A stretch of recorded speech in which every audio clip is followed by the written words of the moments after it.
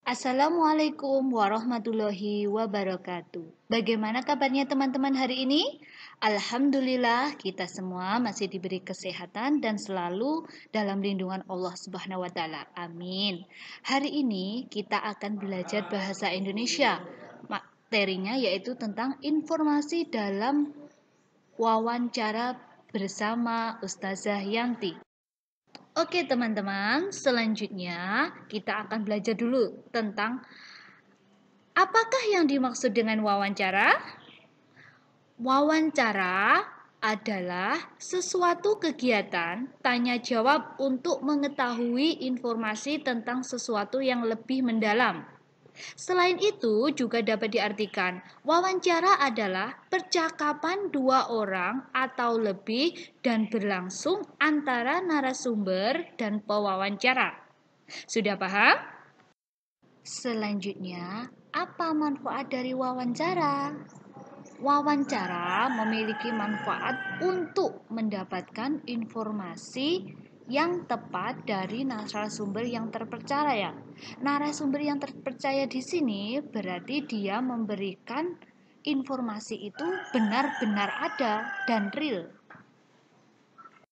Oke, selanjutnya kita akan belajar apakah yang dimaksud dengan pewawancara. Pewawancara adalah orang yang melakukan wawancara. Sebagai contoh, Andi melakukan wawancara dengan Pak RT mengenai warga setempat. Berarti Andi itu adalah seorang pewawancara. Sudah paham? Oke, selanjutnya kita akan belajar apakah yang dimaksud dengan narasumber. Narasumber adalah orang yang diwawancarai atau orang yang memberikan informasi dan sumber informasi yang sering disebut dengan informan. Sebagai contoh, seperti slide sebelumnya itu, yaitu Andi mewawancarai Pak RT mengenai warga setempat. Berarti narasumbernya adalah Pak RT. Sudah paham? Oke, selanjutnya apa yang harus disiapkan untuk melakukan kegiatan sebelum berwawancara? Persiapan yang harus dilakukan sebelum melakukan wawancara yaitu yang pertama, menentukan topik. Yang kedua, menentukan topik-topik yang akan ditanyakan. Yang ketiga, menyusun daftar pertanyaan. Yang keempat, menentukan narasumber dan menghubunginya. Yang kelima, menyiapkan semua alat, meliputi alat tulis, alat perekam, dan alat pewawancara. Yang keenam, melakukan wawancara dengan cara sopan dan menggunakan bahasa yang santun, singkat, jelas, dan lugas. Selain itu juga mudah dipahami. Yang ketujuh, mendiskusikan hasil wawancara tersebut. Yang kedelapan, menulis laporan hasil wawancara. Oke, pada saat mengajukan pertanyaan, dalam kegiatan wawancara harus sesuai dengan mitra bicara. Misalnya, dengan teman sebaya, dengan orang yang lebih tua. Jika kita akan mewawancarai dengan teman sebaya, maka kita dapat melakukan dengan cara sebagai berikut. Yang pertama,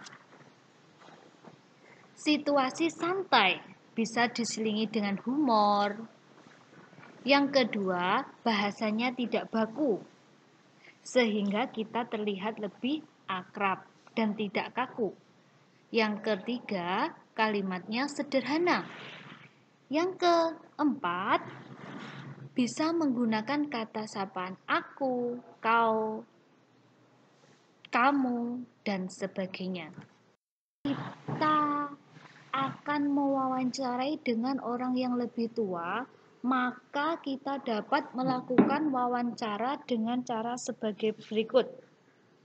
Yang pertama, situasinya agak formal. Tempat duduk diatur sedemikian rupa, sikap duduk tidak bisa seenaknya karena kita berbicara dengan orang yang lebih tua, kita harus menghargai. Yang kedua, bahasanya baku. Bahasanya singkat, jelas, lugas, sesuai dengan kaidah bahasa Indonesia. Yang ketiga, menggunakan kata sapaan bapak, ibu, kakak, dan sebagainya.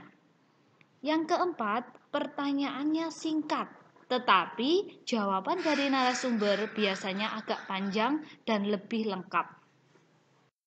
Oke, bagaimanakah sikap dari seorang pewawancara itu?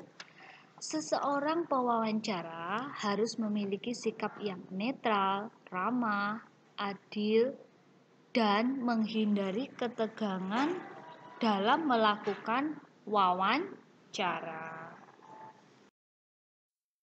Cukup sekian pembelajaran hari ini dari Ustazah. Selamat belajar dan tetap semangat. Wassalamualaikum warahmatullahi wabarakatuh.